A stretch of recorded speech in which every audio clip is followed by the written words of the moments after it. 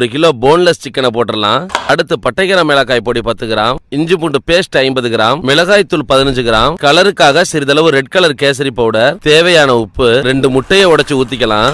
அடுத்து ஒரு எலுமிச்சம்பழச்சாறு, தயிர் 20 ml, ஒரு பெரட்டிக்கலாம். இப்ப கடைசியா கார்ன்ஃப்ளவர் மாவு 100 கிராம். இப்ப எல்லாத்தையும் பெரட்டி ஊற வச்சுக்கலாம். எண்ணெய் சூடானதும் இப்ப சிக்கனை போட்டு பொரிச்சு எடுத்துக்கலாம். ஒரு 3/4 பதம் அளவுக்கு பொரிஞ்சா போதும். 50 ml, கிள்ளி வச்ச பெரிய வெங்காயம் 200 கிராம். வெங்காயம் லைட்டா வதங்கினதும் இஞ்சி பூண்டு பேஸ்ட் 20 கிராம். அடுத்து தேவையான உப்பு, லைட்டா வதக்கி 3 பெரிய பச்சை மிளகாய். இப்ப மிளகாய் தூள் 5 கிராம், 2 கிளாஸ் தண்ணி ஊத்திக்கலாம். இப்போ அஜினமோட்டோ 1/2 டீஸ்பூன். மசாலா கொதிச்சிருச்சு. இப்ப பொரிச்ச சிக்கனை போட்டுடலாம். நல்லா தண்ணி வத்த பெரட்டி வேக வச்சுக்கோங்க. இப்ப சோயா சாஸ் 5 ml, ஒரு கொடமிளகாய், மிளகுத்தூள் 5 கிராம்.